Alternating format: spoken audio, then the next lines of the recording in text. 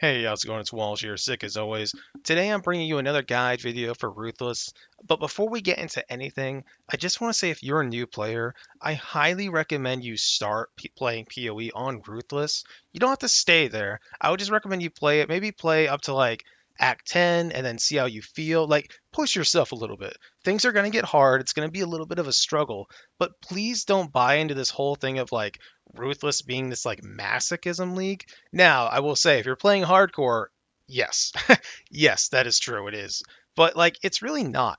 The main difference between Path of Exile and Ruthless Path of Exile is the abundance. In normal PoE, there are 18 billion things that you can do, and at least 6 million things that you need to do to be efficient. In Ruthless, you just play with what you have. That is the core of it. There's no movement skills. There's no Pantheon, no divination cards. You're not going to get influence items from, oh, sorry, not influence items. You're not going to get incursion items. You're not going to get unveil items except for the uniques from Betrayal. And it's closer to a roguelike than anything, except, if you're not playing hardcore, you're not losing your stuff when you die, but you have to use what you find. You don't have to worry about mastering all, like, you don't have to read an 8,000 page build guide to figure out how to play. You just load into the game, play what you want to play, use what you find, and that's it. All right, rant over. First thing we're going to start with is just a couple of starter builds that I would recommend you play. There are way more, but like I don't want to overwhelm you and bloat this video too much. So let's go look at the first build, which is going to be an elementalist using arma brand and wave of conviction. I'm going to quickly go over all three builds that I recommend. Obviously, there are way more. I definitely recommend you shop around a little bit. But remember, you're not going to have any support gems. Granted, you can find some. It's completely random where and when you find them, but you can find them. But don't rely on them. It's RNG. I think I was in like I can't really remember. I could go look back, but I think I was in like tier 5 mass before I was on like a 2 or a 3 link. I'm not really sure. Might have been sooner than that. I don't know. I know at one point I was using like less duration or something. So yeah, let's talk about this character. This is an elementalist. We are going ignite. We're going armor brand and wave of conviction. We have two versions. We have a golem version, which is way more defensible and it's really easy to gear up. And we have a DPS version, which is also pretty tanky, but does quite a bit of damage. Now, the thing with the Golem version, you will have to mule one other character. And what I mean by that is you're going to have to take another character to Act 5. What will happen is you'll get the first uncarved stone, which you will use to buy a Golem. And then you'll get another Golem gen in Act 4. And on our main character, we get a Golem gem for free in Act 4.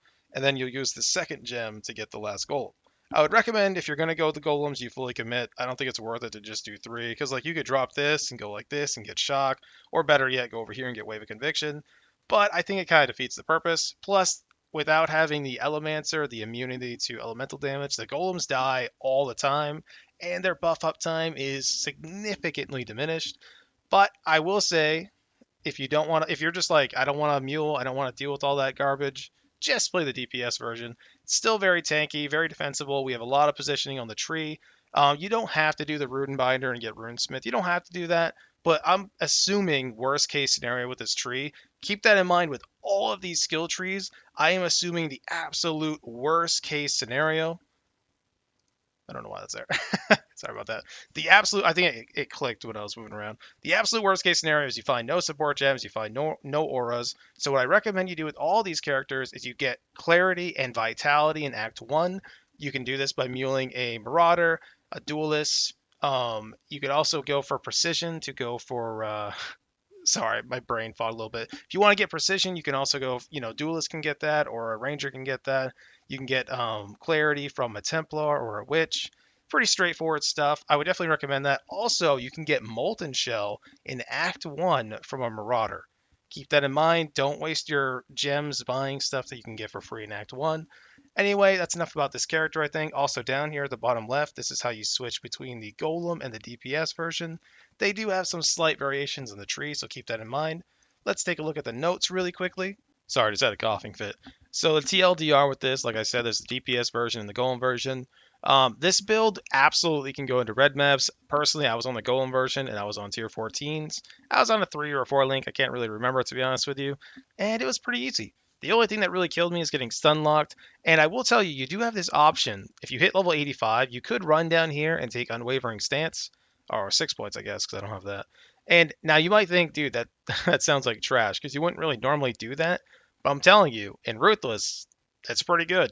You don't understand how horrible stun. Let me tell you something. If you're playing normal PoE, just take off your stun immunity for a second, like take off your Pantheon or whatever, and go play some maps and tell me how it feels. It's not a good time. Now, I'm not saying that's the best thing to do. I'm not saying it's like, oh yeah, you have to. Oh, actually, you should do this. It's better. Sorry. I'm not saying that's the best thing to do, but you absolutely can, and it's really, really nice. I did it for a while, respected after a while when I got better defenses, but it feels really good. For mapping, generally you're just going to armor brand and keep running around. Don't stand still. If you have golems, you're going to be pretty tanky. You're not going to really die that often, unless you're not res capped. But I mean, if you're not res capped, you're going to die. It's kind of how it goes. I would definitely recommend getting Molten Shell from the Marauder and just putting that on your left click. Just walk around with it. I mean, it's not going to do a whole lot, especially if you don't have any armor gear, but it's better than nothing. It's absolutely better than nothing. That's the thing. Like, what you have to do when you play Ruthless is just kind of like clear your mind of all the stuff you know from PoE. Remove all of that. Just put that in a corner somewhere and just go into Ruthless as a new game and realize you do not have all these overpowered free tools at your disposal, and you're going to have to figure stuff out. Yes, there are ways to cheese and play really, really powerful stuff to get around all of that. But for me personally, that's not how I want to play. That's not how I play anything. I don't really like to do that. So if you have any questions about the Golem, I almost said Golemancr, the Armor Brand Ignite character, please let me know. I think it's a very, very strong character. Also, you don't take this on the Golem version. You can if you really, really want to. It's some extra damage and it gives you res. But if you want, you can also drop that and get more life. But I would probably keep it for damage. Totally up to you. You could also take the Mastery to. Oh, we already have it. Sorry. Oh, sorry. Yeah, that's what it was. You could take it to get reduced. I can't speak. Reduced reflect damage taken, but most of the time you're still not going to be able to run reflect maps, so it's not really worth it. So I had to come back. I kind of forgot to tell you. If you're going Golemancr, you're going to start by taking, you no matter what, you always take Shaper of Flames, then you take Liege, and then you take Elementalist. For the DPS version, again, you take Shaper, and then you can either take Mastermind or Shaper. Sorry, you're going to take Shaper of Flames, you can take Discord or Shaper of Storms. I would recommend taking Discord, but Shaper of Storms is absolutely fine. Anyway, if you have any questions please about this character, please put them down below. Wow. Please put them down below, and let's go look at the next build. All right, the next character we're going to talk about is the Ice Trap Saboteur. I just want to say before anything, if you're a new player and you don't know what a trap is, basically with a trap, all it is you're throwing a spell on the ground, and when an enemy gets near it, it activates. For this one in particular, it explodes into just a pulsing wave of death. Now, the best thing about traps is, let's say there's a boss like in the campaign with a huge animation. They're like stretching their wings. They're like, "Roar, I'm a boss." While they're doing that, you can just chuck out all these traps. Foof, foof, foof, foof, foof, foof, foof. Get like 20, 25 of them stacked up. The boss appears and just this frozen nuclear explosion blasts them to the Shadow Realm. And yeah, that's pretty much the major upside of traps. Even with nothing, like doing single target is fantastic. On top of that, we get really nice regen. We're immune to ignite and shock, so all you have to worry about is freeze and chill. We blind everything around us, and we take reduced damage from blinded enemies. On top of that, we also gain increased critical strike chance against blinded enemies, which everything is. And we have almost full spell suppression, which basically means well, you'll easily get 15% on your gear. That's no problem. But once you're at 100%, basically you're taking half damage from all spells, which is pretty incredible. The major downside of this is it's a trap character, which means you have to enjoy the trap playstyle. And if you don't, it is hell. If you do not like traps, you're going to have a bad time. So I would definitely recommend, like, if you're a new player, in Act 1 or whatever, experiment with the trap builds, grab, like, I don't know, maybe even a mine character, or just do like any trap. I'd recommend leveling with explosive trap, as you'll see in here.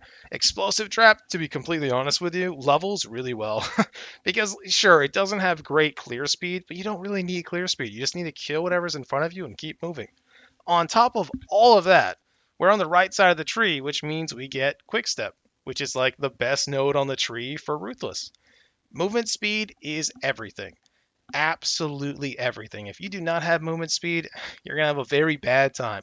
Doesn't matter if your character does 8 billion damage, if you're like 20-25% movement speed, your mapping is going to feel unfortunate. So TLDR, this character is really good for mapping. It'll definitely get into reds, but I'm going to tell you right now, without swift assembly or charge traps, traps are kind of rough. It doesn't feel great throwing 1 or 2 traps at a time. We do get a little bit of trap speed and stuff like that, and we get a chance to get frenzy charges and whatnot. But also, you don't take the Skitterbot mastery unless you have Skitterbots, of course. You can take this, which is okay, but it doesn't really do too much. On top of that, we also have a 5% chance to throw 4 additional traps, which granted is not a whole lot, but we get trap throwing speed here, and we can have 5 additional traps. All that does is allow us to stack single target. Doesn't help you at all for mapping. I would strongly recommend you try this character out. It doesn't really require much. Also, you're going to grab Bear Trap. Pretty simple. I know it sounds hard. You're like, oh man, I have to aim all these traps and stuff. It's not that bad. It's pretty simple. You're going to mule clarity and precision. You can get vitality if you really want to, but if you do, you're going to have to take a mastery like to reduce the reservation and whatever, and I don't think it's worth it. Anyway, if you have any questions about this character, please let me know. Oh, also, I should probably tell you this. You're going to start by taking Born in the Shadows or Pyromaniac. I would recommend Born in the Shadows. The regen's cool, but you should be leveling with Vitality anyway. I would go Born, Perfect Crime, and Pyromaniac. All right, we're going to look at our third and final build, and then we're going to talk about just more ruthless stuff to help you as a new player. For this character, you're going to start by taking Conviction of Power, and then you're going to take Arcane Blessing, and then you're going to take Divine Guidance. Now, this character runs Mind Over Matter, which means your mana becomes part of your health pool, but the main reason we're doing that is for Arcane Cloak. As you can see, it gives a mountain of damage. We actually get this for free in Act 2. So what's really cool about this character, the main reason I recommend this guy isn't because of this weird janky nonsense. And I'm going to tell you right now, this build's kind of jank. This is not like, none of these builds are like, meta breaking race builds or anything like that. They're just simple, chill builds that you can play the game even without finding supports and you'll be okay. The main benefit to this character is you don't really need to mule at all, and you don't need to waste all of your stones. All you need is a decoy totem, clarity, which you're going to get for free, arcane cloak, which you're going to get for free, and arc, which you're going to get for free in Act 1. So this character is really, honestly, kind of perfect for starting out if you're not like sweating and going ham. Does pretty decent damage. You're going to have 5 power charges all the time, and you're going to have 4 endurance charges all the time. So getting resist, as you can see, is pretty nice. I mean, like, we have no gear on, and this is including all the Katava stuff, and we're positive res. It's pretty incredible. I highly recommend this character. You can even go further and go up here and take Chaos Res and get Corrupting Blood and whatnot. Um, I would switch this to Corrupting Blood once you get res capped, but if you're not res capped, take this. I'll leave a note in there for you. This character is really fun to play. Also, you can swap Arc for Ball Lightning if you want to. 1 second. Ball Lightning is really cool, but the thing with Ball Lightning is like without slower proj, it does not feel good. In my opinion, it does not feel good. Highly recommend this character for anyone that wants to just play like a really, really classic, simple character, and you don't need to waste any stones. For example, this guy would be perfect if you're going to go play the Golemancer and you want someone to like just level up that doesn't need their stones. This guy's really good for that. This guy will not be great for doing like red maps and stuff like that. I would take this character, if you do push it to maps, go farm tier like 1 to 5, just chill. Don't invest a lot of currency in it unless you really like the character. This character can be pushed further, but you're gonna need a lot of support gems, mainly arcane support, or obviously. But yeah, I really like this character. Highly recommend it. If you have any questions, let me know. Now, I want to go over some very basic stuff with Ruthless. I'm not going to ramble on too long, but if you have any questions about those builds, please let me know. This is one of the endgame results for the Ice Trapper. Obviously, you can do different versions. It's pretty strong, having a good time. Now, I do have another guide that I'm going to link in the description. There are so many different trees. I'm going to have a couple of options in there for you. Right now, I'm just testing out, I can't even think of the word, Breach, and I'm doing Abyss because I was farming Eyes. Ruthless is not this, like, masochism league that people, it's like, oh, it's people that like to flagellate themselves. It's like, nah, man, like, it's just like, if you want to use what you find, you don't want to have to like learn 15,000 things, you just want to play the game. This is the league for you, man. I strongly recommend you try Ruthless. Remember, there's no Pantheon, no divination cards, no incursion items, no unveil items from betrayal. You can still get the uniques, but that's it. You cannot modify your influence gear at all. So let's say you find, let's check out these gloves, right? You're like, oh, dude, these gloves are sick. Let me scour them. Not influence anymore. Gone. Destroyed. That's so influence items are like basically like pseudo uniques. If you're a new player, you've never played PoE, please try on Ruthless. If you need help, we are here to help you. Ruthless is all about helping each other, learning the game. Remember in Act 1, you can mule a bunch of defense gems like Molten Shell, Decoy Totem, etc. Ruthless is going to be much harder than normal PoE. Your hand is not going to be held as much. You're going to have to struggle a little bit, grind a little bit, but you can do it. I know it and I believe in you. The next thing I'm going to talk about is, let's say you're in an act and you're stuck and you don't know where to farm. I'm going to be honest with you. If you feel like you need to farm in Act 1, your build is probably in a rough state, but that's okay. If you absolutely need to farm, to be honest with you, I wouldn't really farm anywhere in Act 1, but if you're really, really pushing it, I would just go to the ship graveyard. It's a really wide zone with decent clusters of packs. Kill them really quickly and reset. In Act 2, once again, Act 1 and Act 2, you really shouldn't be farming, but if you absolutely have to, I mean, you really could farm Northern Forest. Northern Forest is pretty nice. It's a linear layout. You always know where it's going to end up. Decent amount of mobs, not too bad. In Act 3, you're going to farm in the docks. The docks is a really nice layout. Tons of monsters in there. Act 4, I mean, obviously Dry Lake is pretty good, but I would also recommend considering doing the Crystal Veins. Crystal Veins are okay. Once again, it's a nice tight layout, so if your build is like not great at clearing, you can kill everything because it's all piled up. In Act 5, this I would hold if possible. Obviously, if you're new, it's okay. Farm when you have to. Don't. There's no shame in farming. Whatever you have to do to push on and Ruthless is okay. But if you can, hold off on your mega grinding until Act 5. The Chamber of Innocence is absolutely wild for farming. Highly recommend farming there for a while. Act 6, again, I wouldn't really farm here. If you're still feeling weak, I would go back and farm in Chamber. But you can also go to Twilight Strand just to bump up that monster level a little bit. It's a super straight layout, really easy to farm. Act 7, not great. I wouldn't farm in here. I'd farm Twilight Strand. But if you absolutely were pushed, if you absolutely needed to, once again, Northern Forest is okay. In Act 8, we have a few options, but the best one is Harper Bridge. I don't want to confuse you with anything. Just do Harper Bridge. It's incredible. Act 9 is pretty straightforward. I would keep farming Harbor Bridge, to be honest with you. I mean, I wouldn't really farm anything in here. I'm going to be honest with you. You could farm like Tunnel or, Foothills or whatever, but I would just do Bridge. Act 10, Desecrated Chambers. Desecrated Chambers is basically like farming a tier 0 map. If you're scared of maps or you're just trying to build up some maps before you jump in there, just farm Chambers, man. Farm that to like level 70, 72 or whatever. It's a really clean layout, really dense with monsters. And it's a high enough level where you can get, boss, or not boss, you can get maps, chisels, and whatnot. And yeah, that's what I'd recommend for that. Now, if you're struggling with the Atlas skill trees, if you look in the description, I will have another video. That video has more about the Atlas tree and some other stuff. But if there's anything I didn't put in this video about Ruthless that you're struggling with or confused about, please feel free to ask. I have no problem answering questions. I love talking about Ruthless. I love it so much. It's the best thing they've ever done to Path of Exile, in my opinion. I really hope they keep working on it, and I really hope that people give it a shot and don't just look at it and be like, oh, that's that league that those weirdo people play that when they like I don't know, man. I don't know what to say. But if you're new, please try Ruthless. If you don't like it, that's okay. You don't have to like it. But if you're a new player, it's a really clean learning environment. Anyway, thank you for watching. Sorry this was so long, and I'll see you later.